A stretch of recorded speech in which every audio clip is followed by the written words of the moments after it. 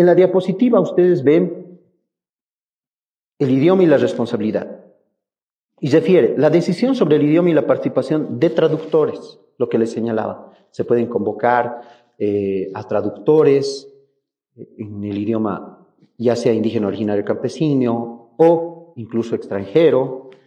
En ausencia de acuerdo se puede utilizar el castellano y el conciliador tiene la responsabilidad de la custodia y de elaborar el acta.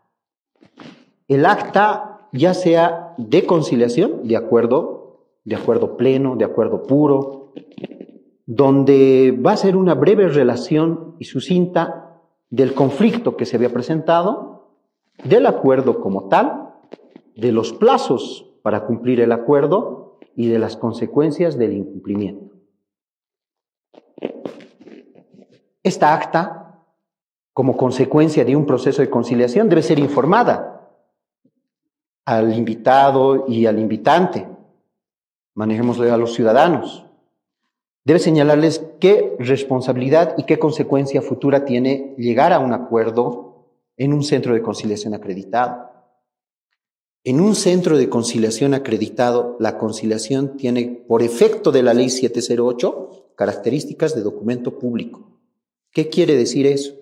Como ustedes lo conocen, el documento público, por efecto de la Ley 708, no requiere de reconocimiento de firmas ni de otra autoridad, mas al haber sido suscrita por autoridad competente conciliador en un centro de conciliación acreditado, ese documento es de cumplimiento obligatorio.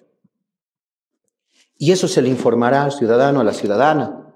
Se le dirá que en caso de que no cumpla este acuerdo, puede tener consecuencias, como su obligatoriedad de incumplimiento o el carácter de fuerza ejecutiva o darle la posibilidad, lo que nosotros y lo que la misma ley refiere respecto del acta de conciliación.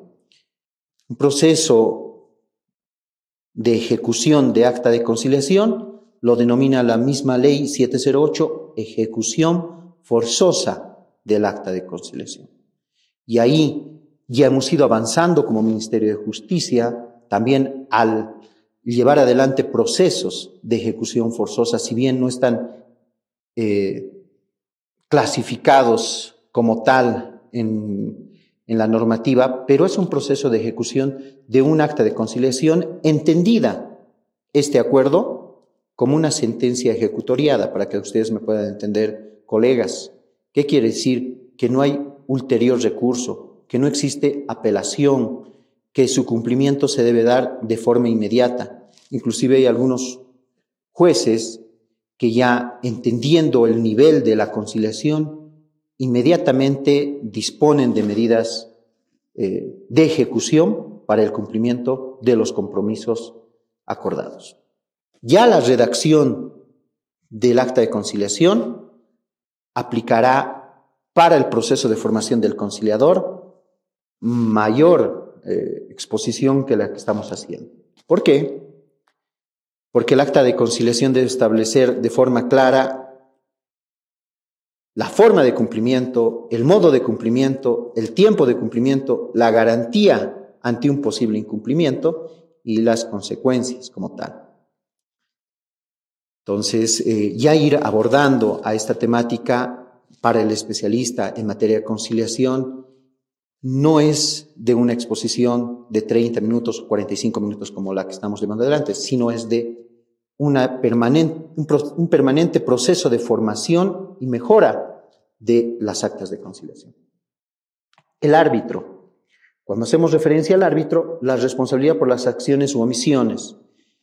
El proceso de formación del árbitro actualmente y el proceso de identificar a un árbitro o un centro de arbitraje se va dando por las características y responsabilidad de estos centros de arbitraje y de los mismos árbitros.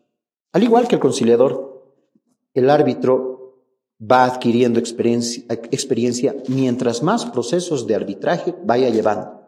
Y cuando sus determinaciones como árbitro estén ajustadas a lo que las partes habían aplicado en caso de incumplimiento. Y quienes brinden ese proceso de seguridad jurídica para que después estas determinaciones de los árbitros no puedan ser observadas en la vía judicial. La organización y conciliación del arbitraje. El Ministerio de Justicia y Transparencia Institucional, como les señalaba anteriormente, autoriza y regula los centros de conciliación y arbitraje. En el marco de la Ley 708 y las determinaciones propias, resoluciones ministeriales de esta institución, dan el procedimiento para que se pueda requerir la autorización y acreditación de un centro de conciliación y de arbitraje. Existen requisitos para acreditar a un centro de conciliación y de arbitraje. Uno de ellos es contar con profesionales formados en la conciliación y en el arbitraje, contar con ambientes idóneos para llevar adelante los procesos de conciliación o arbitraje y también tener los aranceles en el marco de lo establecido por el Ministerio de Justicia. La autorización, el registro, la regulación de estos centros se los realiza a través del Viceministerio de Justicia y Derechos Fundamentales, quienes de forma periódica, constante, vienen realizando inspecciones a los centros de conciliación. Es importante señalar que hay centros de conciliación públicos y privados, centros de conciliación universitarios, existen centros de conciliación en la Cámara de Comercio, centros de arbitraje en la Cámara de Comercio y también árbitros acreditados reconocidos por el Ministerio de Justicia a través de estas instituciones. La promoción y la formación también es una competencia que se ha delegado al Ministerio de Justicia, el cual amerita este proceso y seguramente otros procesos de capacitación, los cuales los venimos llevando de forma permanente y en coordinación también con las universidades públicas y las universidades privadas. ¿Quiénes administran la conciliación y arbitraje? Y lo decíamos, centros de conciliación públicos, privados, centros de conciliación y arbitraje públicos, también privados, y centros exclusivamente de arbitraje. En este hecho, por ejemplo, exclusivo del arbitraje, actualmente no contamos con un centro público de arbitraje. Es importante tal vez capacitar a los profesionales o tener una institución de arbitraje, pero el Ministerio como tal hace este seguimiento, esta supervisión de estos centros de arbitraje privados que en el marco de los acuerdos entre las partes acuden a estos centros de arbitraje. La Cámara Nacional de Comercio es un ejemplo de un centro de arbitraje al cual muchos de sus afiliados asociados acuden en procesos que son determinados mediante un hecho contractual. Obligaciones y prohibiciones. Cuando hablamos acerca de las obligaciones y de prohibiciones, hacemos referencia a principios básicos, como ser los códigos de ética, y también a las excusas y las recusas. Si yo conozco de un hecho como árbitro o como conciliador donde puedo inmiscuirme o tengo alguna relación o algún interés respecto de este hecho, tendré por ética que excusarme de este proceso, de conocer la conciliación o de adelantarme y señalar que yo puedo demostrar un interés. Pero eso aplica desde un punto de vista interno. Y serán también las partes quienes puedan denotar algún hecho y pedir un nuevo conciliador en un caso donde claramente las partes o una de las partes vea que posiblemente no existe ese principio de imparcialidad, inmediatamente podrá pedir el apoyo inclusive de un nuevo conciliador o una persona capacitada también en conciliación. ¿Qué quiero decirles con esto? La conciliación no solamente puede darse con un conciliador. Hay conciliaciones que se pueden dar entre 2, entre 3 conciliadores, donde ambos puedan utilizar las técnicas de la conciliación y buscar un acuerdo. Por ejemplo, puede haber un conciliador psicólogo, un conciliador abogado y un conciliador técnico. Entonces, ellos utilizarán una metodología para llevar adelante el proceso de conciliación. ¿Qué es un conflicto? Muchas veces vemos los conflictos nacionales, pero un conflicto como tal surge desde el momento que estamos nosotros teniendo uso de razón. Uno se conflictúa desde ir a la escuela, desde tomar las decisiones, desde cumplir las instrucciones de nuestros padres. El conflicto está como tal en cada momento y en cada situación del ser humano. El conflicto de tomar una decisión está arraigada muy intrínseca hacia el ser humano. Cuando decimos que es un conflicto, y esta definición nos va a traer más luces, dice, es una situación en la que dos o más personas, partes, tienen intereses, valores o percepciones incompatibles. Cuando les daba el ejemplo de un niño y una mamá, y la mamá le dice, duerme, y el niño le dice, no. Y la mamá le dice, te duermes, porque ya son las 8, las 9, las 10 de la noche. Y el niño dice, no mamá, no quiero dormir porque tengo tarea. Hay un conflicto, hay un problema. O cuando uno tiene que salir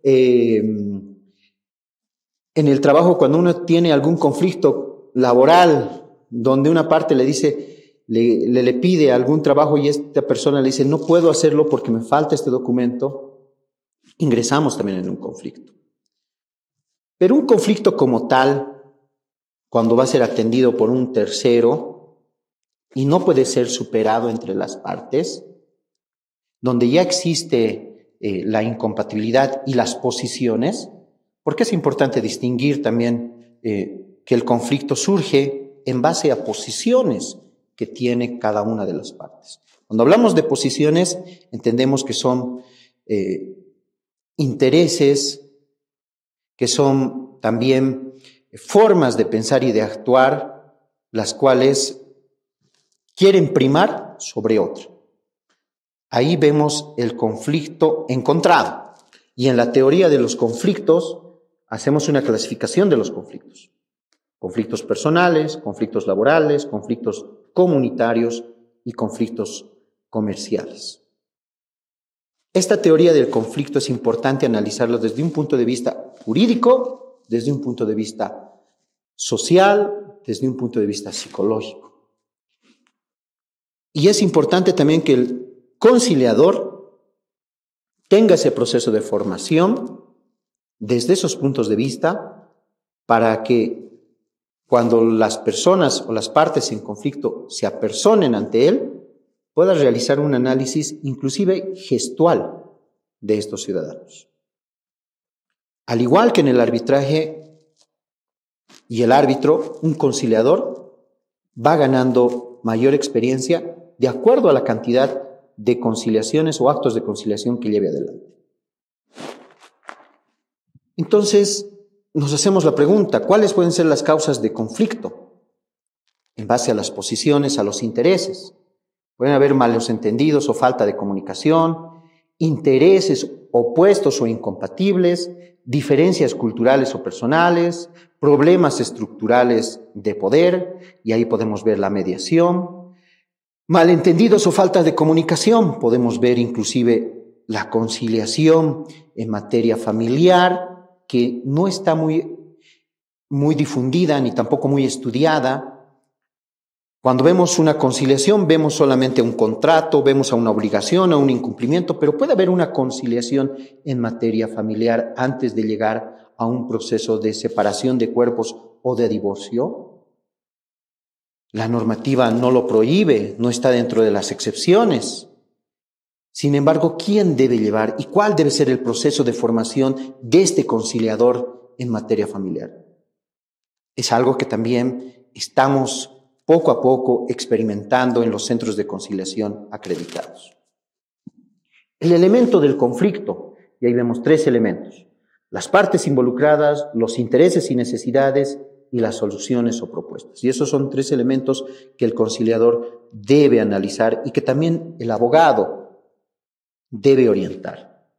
Cuando vemos partes involucradas, debemos hacer el análisis de quién es y cómo es el conflicto de la otra parte. Arguir, pensar qué propuesta va a traer la otra parte. Si es un grupo o es una organización, si son juntas de vecinos opuestas. Los intereses y necesidades, ¿qué quieren? ¿Qué buscan? ¿Cuál es su finalidad? ¿Qué es lo que les conlleva a tener esa suposición? Causas legales, causas sociales, documentos contrapuestos y las soluciones propuestas. Ya son alternativas para la resolución del conflicto. En este ejemplo que les voy a colocar, muy sencillo, es un ciudadano que dio en alquiler un inmueble y la persona, por los tiempos del COVID, no pudo cancelar la integridad o la totalidad del alquiler. Y resulta que esta persona, de hecho, no le devuelve, por medidas de hecho, no le devuelve sus bienes muebles.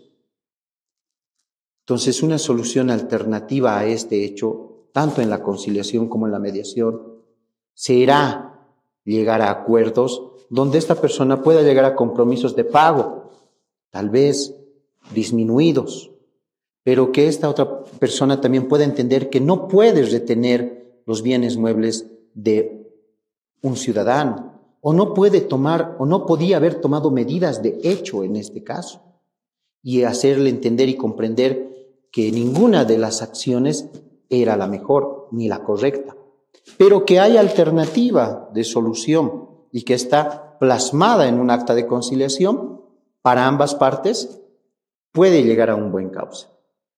Lo más importante, tal vez para una de las partes, es la devolución de sus bienes muebles y la otra persona tener ingresos económicos. Contrapuestos estos problemas e identificado él mismo la alternativa de solución plasmada en el acta de conciliación.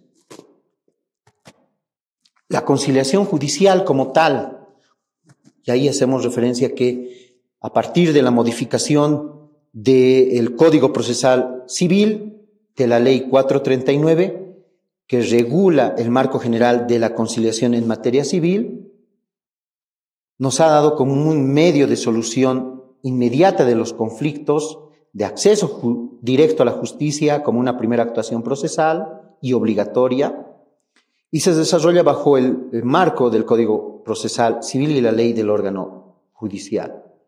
Se subdivide en la conciliación previa al proceso judicial y la conciliación intraprocesal. Cuando hacemos esta diferencia entre la conciliación previa, es la obligatoriedad en ciertos casos, y cuando hablamos de la conciliación intraprocesal, hablamos a la facultad o la competencia que tiene el juez de llevar adelante durante el proceso hasta antes que se dicte la sentencia, de un proceso de conciliación entre las partes en conflicto, entre las partes demandado y demandante.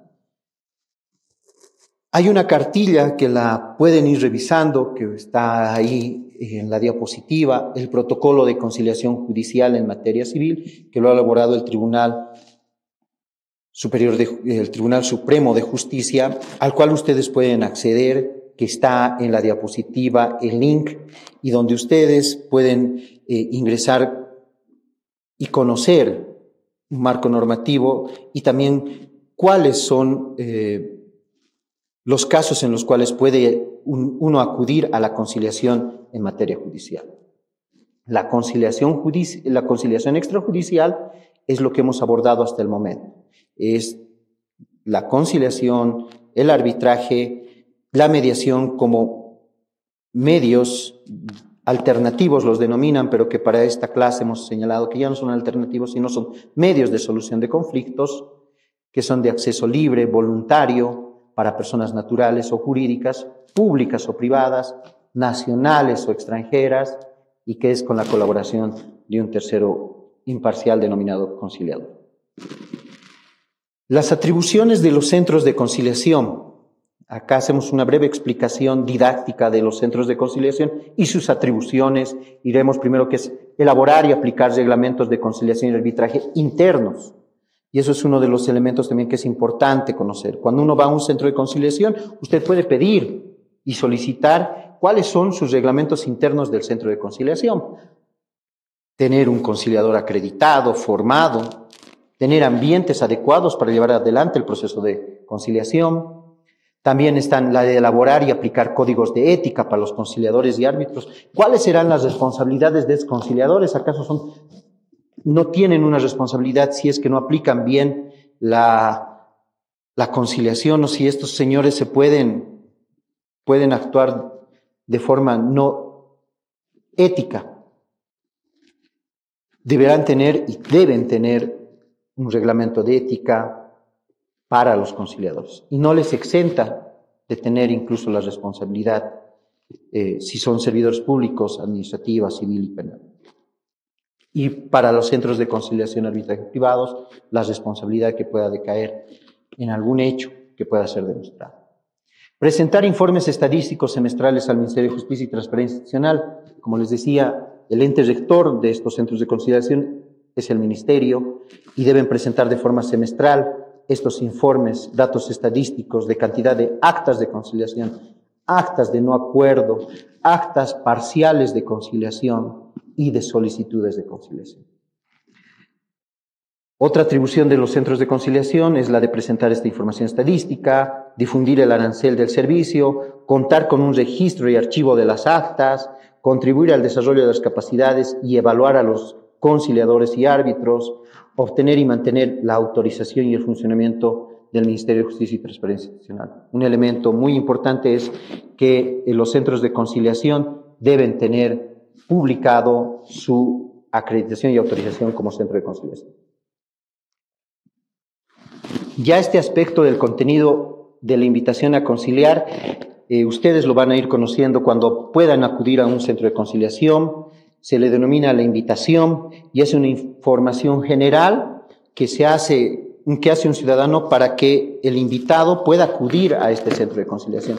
No debe expresar mayor contenido ni debe hacer con tono amenazante, no es una carta notariada, no es un requerimiento fiscal, es una invitación para solucionar un posible conflicto que se ha dado, donde sí deben estar aspectos importantes generales: lugar, fecha y hora de la primera reunión, dónde se va a llevar adelante la conciliación y la firma del conciliador acreditado. La participación y la representación. Cuando hablamos de la participación y representación, podemos señalar que existe la posibilidad de que pueda acudir a alguien en su representación, es decir, un apoderado, y esto se puede dar en casos donde exista una persona que tenga su domicilio en el extranjero. Debe haber una lista de conciliadores y donde uno pueda, de su libre albedrío, pedir que este conciliador pueda atender su caso, y de acuerdo entre partes también puede existir un desacuerdo respecto del centro de conciliación donde se quiere acudir. Las audiencias y la conclusión de la conciliación, lo que habíamos señalado hace un momento, las audiencias tienen carácter de reserva y confidencialidad, y la conclusión del acta de conciliación pueden concluir en un mismo acto, en una misma sesión, o pueden darse cuartos intermedios y llevarse adelante 2, 3 sesiones, de acuerdo a lo que las partes puedan requerir y lo que también el conciliador pueda sugerir. Ya la conclusión de esta acta de conciliación o cuarto intermedio deberá tenerse las firmas de los ciudadanos que han acudido al centro de conciliación. ¿Qué es el acta de conciliación? Como les señalaba, el acta de conciliación tiene carácter de cosa juzgada y es un documento público que no requiere de mayor trámite posterior, y su incumplimiento acarrea la ejecución forzosa por el auxilio judicial. La conclusión de la conciliación, como les estaba haciendo referencia, puede concluir en un acta total de conciliación, parcial de conciliación o no entendimiento. ¿Pero qué debe reunir estas actas? En el acta total debe reunir esos elementos que se señalaba hace un momento: cómo, dónde, cuándo, cómo se va a cumplir el acuerdo, dónde se va a realizar el acuerdo, cuándo en tiempo, y las garantías, y en caso de incumplimiento también debe señalarse. En caso de un acuerdo parcial, de la misma forma, y en caso de un acta de no entendimiento, el acta debe ser sucinta, las partes, y que no se llegaba a un entendimiento. Bajo ese principio de reserva y confidencialidad no puede expresar nada más. Y las formas de que una conciliación se pueda dar por concluida es cuando las partes no han llegado a ningún acuerdo, Eso no quiere decir que ya hemos ido a la conciliación, nunca más vamos a ir a la conciliación. Si no se llegó a un acuerdo ayer y hoy día ya lo he repensado mejor y digo, mejor conciliaré nomás, puedo volver a ir a otro centro de conciliación o al mismo centro de conciliación y decir, quiero ahora llegar a un acuerdo mediante la conciliación. No impide que ayer no quería conciliación y hoy día sí quiero, no impide. Y a veces podemos cometer ese error. Ya se ha agotado toda la vía conciliatoria, ahora es la vía judicial, ya has concluido en esta ya has concluido todas las etapas, alguien va a decir. No, la conciliación se puede dar en cualquier momento.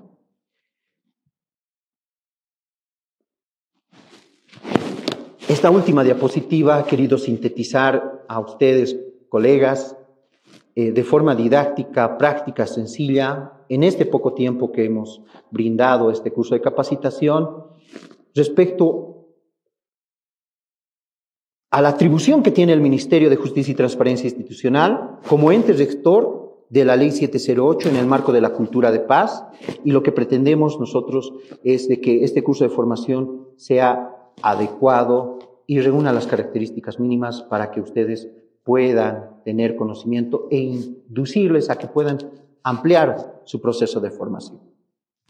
Agradecido nuevamente, les doy, tengan ustedes muy buenas tardes, muy buenos días.